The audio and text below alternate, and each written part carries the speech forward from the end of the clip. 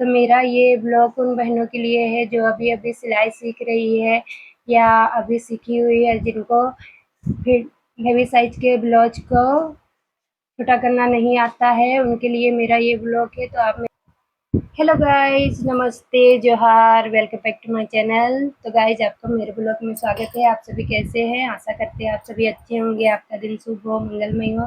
तो गाइस, आज हम उसी हेवी साइज़ के ब्लाउज को छोटा करेंगे जिसकी सिलाई उस दिन हम लोग अधूरा छोड़ दिए थे। तो उस दिन मुझे इस हेवी साइज़ के ब्लाउज को छोटा करना था, लेकिन उस दिन समय की कमी होने के कारण मैंने सिर्फ एक ही ब्लाउज का सिलाई किया, एक ही ब्लाउज का सिलाई कर पाए और ये हेवी साइज़ का जो ब्लाउज था वो छोटा नहीं कर पाए। तो आपको बोले थे कि दूसरे दिन इस ब्लाउज की सिलाई आपको दिखाएंगे।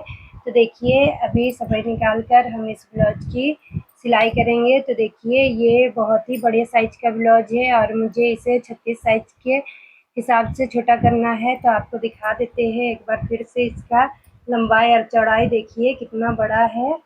तो इस ब्लाउज को अभी इसका सिलाई को निकालेंगे और कटिंग कर कर इसको 36 साइज का बनाएंगे। तो आपको तो पता है कि नए काम से पुराने काम में ज़्यादा झंझट रहता है, क्योंकि नए कपड़े में क्या रहता है कि उसको कटिंग कर कर केवल सिलना रहता है, और पुराने कपड़े में सिलाई भी निकालना पड़ता है, कटिंग भी करना पड़ता है, फिर सिलना पड़ता है। तो पुराने काम में थोड़ा झंझट रहता है, और अगर छोटा साइज़ रहता और केवल फिटिंग का सिलाई लगाना रहता है तो उतना दिक्कत नहीं होता, लेकिन सिलाई को खोल कर उसके बाद सिलाई करने में काफ़ी झंझट होता है। इसीलिए तो अभी हम आपको दिखाते हैं इस ब्लाउज को छोटा कर कर। तो अभी तो काफ़ी लोग सिलाई करते हैं और अच्छे से सिलाई करते हैं, सिलाई के बारे में बहुत कुछ जानते भी हैं। तो मेरा ये ब्लॉग उन बहनों के लिए है जो अभी-अभी सिलाई सीख रही है या अभी सीखी हुई है, जिनको फिर हेवी साइज़ के ब्लाउज को छोटा करना नहीं आता है, उनके लिए मेरा ये ब्लॉग है। तो आप मेरे ब्लॉग को पूरा देखिए, स्किप ना कीजिए और मेरे ब्लॉग में बने रहिए। अभी हम आपको दिखाते हैं इस हेवी साइज़ के ब्लाउज को कैसे छोटा करते हैं। तो देखिए, अब हम इसको कैसे कटिंग करेंगे, कैसे इसका सिलाई निकालेंगे। अगर ये ब्लाउज को हम 36 साइज़ के हिसाब से नाप कर देख लेते हैं, अगर ये बहुत ही बड़ा रहेगा तो हम इसको कटिंग कर कर भी निकाल लेंगे, लेकिन इसका जो कंधी है वो कंधी तो यही साइज़ का रहेगा, तो इसमें हम बाजू भी छोटा ही है तो कंधी और बाजू को हम कटिंग नहीं कर सकते, इसलिए इसका सिलाई को निकालना ही पड़ेगा। बाकी जो इधर का साइज है ये बहुत ही बड़ा है, तो इसको हम लोग कटिंग कर कर निकाल लेंगे। तो पहले हम दोनों स्लीव को निकाल लेते हैं, उसके बाद फिर आपको दिखाते हैं कि इस ब्लाउज को हम कैसे बनाते हैं। तो हेवी साइज के ब्लाउज को बनाने के लिए आप भी सबसे पहले स्लीव को ही निकालिए, उसके बाद फिर आपको आगे का प्रोसेस बताते हैं कि हेवी साइज के ब्लाउज को कैसे कटिंग करना है और कैसे सिलना है। तो देखिए, ये है स्टिच ओपनर। तो इसकी मदद से हम बहुत ही आराम से सिलाई को निकालते हैं। तो देखिए, स्टिच ओपनर को लेकर इससे धागा को आराम से हम कटिंग कर सकते हैं और इधर-उधर कपड़ा फटने का भी डर नहीं रहता है। तो अगर हम कैंची से सिलाई निकालते हैं तो थोड़ा कपड़ा कटने का डर रहता है, इसीलिए अभी तो सिलाई के सामान में भी बहुत ही सुविधा हो गया है। तो आप एक से एक सामान लेकर आराम से सिलाई निकाल सकते हैं, धागा भर सकते हैं। तो बहुत ही आजकल बढ़िया-बढ़िया सामान सब सिलाई का मिलता है। तो देखिए, स्टिच ओपनर की सहायता से हम इस तरह सिलाई को निकालते जाएँगे। उसके बाद फिर इतना दूर सिलाई खुलने के बाद अब हम इधर जो स्लीव अटैच किया गया है उसका सिलाई को भी इस तरह निकालेंगे, और बहुत ही आराम से सिलाई निकल रहा है। इस तरह सिलाई निकाल कर इसको धीरे-धीरे इस तरह धागा को झटकने से भी सिलाई सब निकलने लगता है। तो जहाँ-जहाँ मजबूत सिलाई है वहाँ पे हम स्टिच ओपनर से सिलाई को निकालेंगे, और जहाँ पे मजबूत सिलाई नहीं है, मतलब जहाँ पे बैकटेक मारा हुआ नहीं है, वहाँ पर हम इस तरह खींचेंगे भी तो सिलाई निकल जाएगा। तो देखिए, इस तरह हम सिलाई को निकालेंगे। तो इस तरह हम स्टिच ओपनर के सहायता से इस तरह धागा को काट कर भी निकाल सकते हैं। और इस तरह हम सिलाई को आगे पीछे इस तरह जो सिलाई किया हुआ रहता है उसको भी इस तरह खींचकर निकाल सकते हैं। तो इस तरह खींचकर निकालने से सिलाई जल्दी निकलेगा। इस तरह एक बार इस साइड से हम धागा को खींचेंगे और एक बार इस साइड से धागा को खींचेंगे तो इस तरह जल्दी सिलाई निकलता है। तो देखिए इस तरह धागा को खींच कर निकाल लेंगे और जहाँ पे धागा नहीं निकल रहा है वहाँ पे हम इस तरह स्टिच ओपनर की सहायता से धागा को काट लेंगे। तो देखिए अब दोनों साइड का स्लिप का सिलाई निकल चुका है। तो दोनों साइड के स्लिप को हम निकाल लिए हैं और अब इनको रख देते हैं और इसके बाद अभी हम लोग कटिंग करेंगे ब्लाउज की। तो देखिए इस तरह ब्लाउज को उल्टा कर रखेंगे और अभी इसको हम कटिंग करके दिखाते हैं। तो देखिए इस तरह हम ब्लाउज को रख लेंगे और सबसे पहले हम इसका गला नाप कर देखेंगे कि गला तो छोटा नहीं ना करना है। अगर गला भी छोटा करना रहेगा तो फिर कंधी को भी खोलना पड़ेगा। तो देखिए गला का साइज ठीक है, पीछे का गला 8 है, आगे का 6 है, तो गला का साइज ठीक है। तो अभी हम कंधी को नहीं खोलेंगे। अब हम लोग को सिर्फ इसका जो चेस्ट है और कमर है उसका फिटिंग लगाना है। तो अभी हम यहाँ चेस्ट के पास 18 लेंगे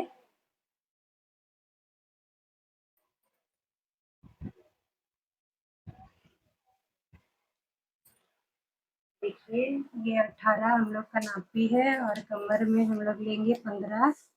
तो ये कमर का नापी है और अभी हम 2-2 इंच का मार्जिन भी लेंगे। तो ऊपर से भी 2 इंच का मार्जिन है और नीचे से भी 2 इंच का मार्जिन है और इधर से भी 2 इंच का मार्जिन लेंगे।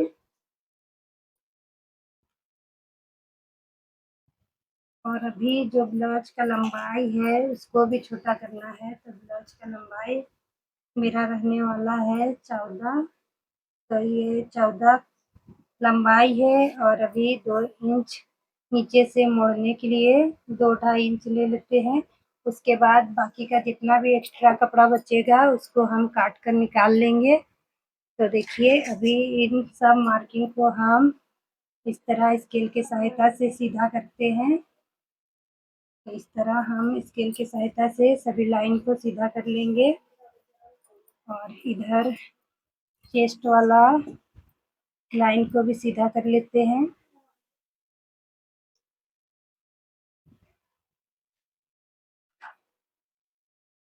इस तरह सभी लाइन को सीधा करने के बाद अभी हम इसकी कटिंग करेंगे। तो देखिए इस तरह इस साइड से भी लाइन को सीधा कर लेते हैं और अब इसकी कटिंग करते हैं।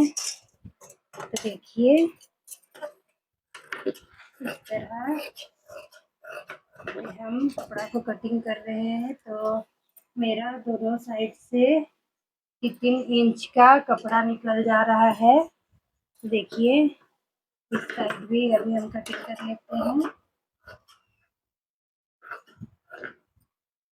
और अब कमर के साइड से भी कटिंग करके निकाल लेते हैं।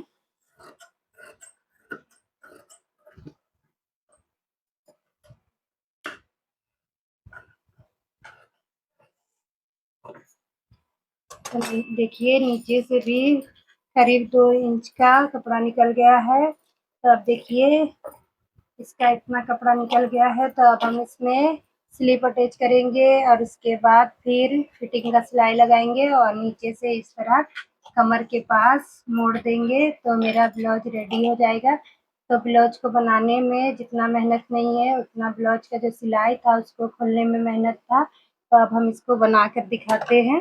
तो देखिए अब हम स्लीप को अटैच करेंगे। तो स्लीप का जो नापी है उतना ही है तो स्लीप का हम सिलाई नहीं निकालेंगे, बस स्लीप को अटैच कर देते हैं। तो इस तरह स्लीप को रखते हुए हम स्लीप को अटैच करेंगे। तो देखिए तो इस तरह हम स्लीप को अटैच करेंगे और स्लीप को अटैच कर कर हम इसमें डबल स्टिच लगाएंगे। वैसे तो हम अस्तर वाले ब्लाउज में भी डबल स्टिच लगाते हैं और ये तो बिना अस्तर वाला ब्लाउज है, तो इसमें तो और ज़रूरी है डबल स्टिच का, ताकि सिलाई ज़्यादा दिन तक टिके और सिलाई निकले ना, इसलिए।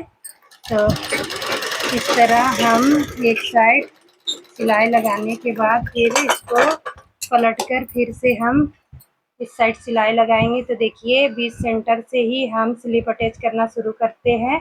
तो इस तरह बीच में हो गया है एक साइड स्लिप अटैच। तो अब हम दूसरे साइड में स्लिप को अटैच करेंगे।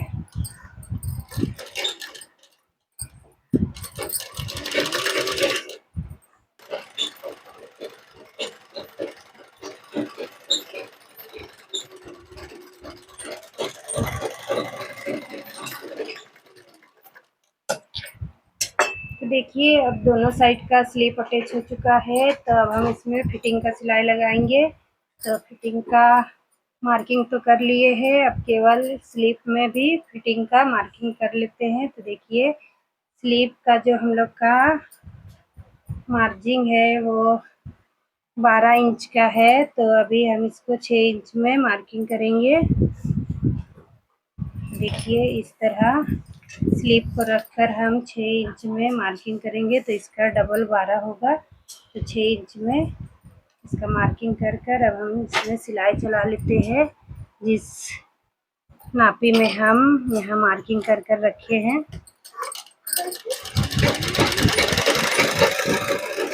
तो अब हम दोनों साइड में फिटिंग का सिलाई लगा चुके हैं। तो अब हम इसके कमर पास मोड़ लेते हैं कपड़ा को, और इसका जो लंबाई है वही हिसाब से हम मार्किंग कर लिए हैं नीचे में भी। तो उसी हिसाब से अभी हम कपड़ा को मोड़कर सिलाई कर देते हैं। तो इस तरह कपड़ा को मोड़ते हुए हम सिलाई करेंगे। तो गाइस देखिए अब हम नीचे का पट्टी भी मोड़ चुके हैं। तो देखिए ये कमर पास का पट्टी मोड़ने के बाद अब ब्लाउज कंप्लीट हो चुका है। तो अभी ब्लाउज को सीधा कर कर दिखाते हैं। तो इस ब्लाउज को बनाने में ज़्यादा वक्त नहीं लगा, लेकिन इसको सिलाई निकालने में थोड़ा समय लगा, लेकिन ब्लाउज बनाने में बिल्कुल भी वक्त नहीं लगा और ब्लाउज रेडी हो चुका है। तो आप देख सकते हैं कि कितना बड़ा साइज का ब्लाउज था और अभी बनाने के बाद ये ब्लाउज अब अच्छा लग रहा है, छोटा हो चुका है। तो इस ब्लाउज की सिलाई बहुत इजी थी और मैंने आपको बहुत ही आराम से और बहुत ही सिंपल तरीके से बताया कि हेवी साइज के ब्लाउज की सिलाई किस तरह की जाती है। तो आप समझ गए हैं। तो आपको अगर अच्छा लगा हो मेरा इस ब्लाउज का सिलाई, तो आप भी अपने घर पे बनाइए और मुझे कमेंट कर कर बताइएगा कि आपको हेवी साइज के ब्लाउज का छोटा करने का सिलाई कैसा लगा। आप मुझे ज़रूर से बताइएगा। और देखिए अब इसमें हुक तो पहले से लगा हुआ था, तो एक और हुक लगेगा यहाँ पर। तो इस जगह हम हुक लगा लेंगे बाद में। तो इस ब्लाउज की सिलाई हो चुकी है और ऐसा और भी मेरे पास ब्लाउज है। तो देखिए अभी और ब्लाउज सब बड़े साइज का है, तो अभी हम आपको दिखाते हैं। तो देखिए और भी ब्लाउज सबको छोटा करना है। तो इस ब्लाउज में तो केवल टेकिंग का सिलाई था, तो उतना समय नहीं लगा। यहाँ पर केवल हम काट कर सिलाई कर दी, अलग से मुझे टेकिंग लगाने की ज़रूरत नहीं पड़ी। लेकिन इस सब ब्लाउज में थोड़ा और मेहनत है। तो देखिए ये अस्तर वाला बड़े साइज का ब्लाउज है, तो इसमें भी टेकिंग का सिलाई है, तो इसको भी हम काट कर बना लेंगे। लेकिन इस ब्लाउज में देखिए, इस ब्लाउज में फ्रंट साइड का सिलाई कैसा है देख लेते हैं पहले। तो देखिए इसका भी सेम है, तो ये सब ब्लाउज भी आराम से बन जाएगा। तो आपको दिखा दे रहे हैं इसलिए कि जिसमें केवल टेकिंग वाला ब्लाउज है, तो उसमें आपको ज़्यादा मेहनत नहीं लगेगा सिलाई करने में। लेकिन जिसमें देखिए इसमें कमर के पास पट्टी भी है और ऊपर में चोली नहीं है, ऊपर में टेकिंग है और नीचे में पट्टी लगाया गया है। तो इस ब्लाउज में थोड़ी मेहनत होने वाली है, क्योंकि इसका जो पट्टी है उसको काट कर निकालेंगे, तभी ये ब्लाउज नीचे से छोटा हो सकता है। तो अभी हम आपको समझाने के लिए एक ब्लाउज की सिलाई दिखा दिए, तो अब ये सब ब्लाउज को हम बनाएंगे आराम से। तो आपको मेरा वीडियो कैसा लगा आप मुझे ज़रूर से बताइएगा। तो गाइज़ आज के मेरे ब्लॉग में इतना ही। आपको मेरा ब्लॉग अच्छा लगता है तो आप मुझे लाइक करें, कमेंट करें और मेरे चैनल को ज़्यादा से ज़्यादा सब्सक्राइब करें और बेल आइकन को दबाना ना भूलें। तो मिलते हैं नेक्स्ट ब्लॉग में। Thank you, bye.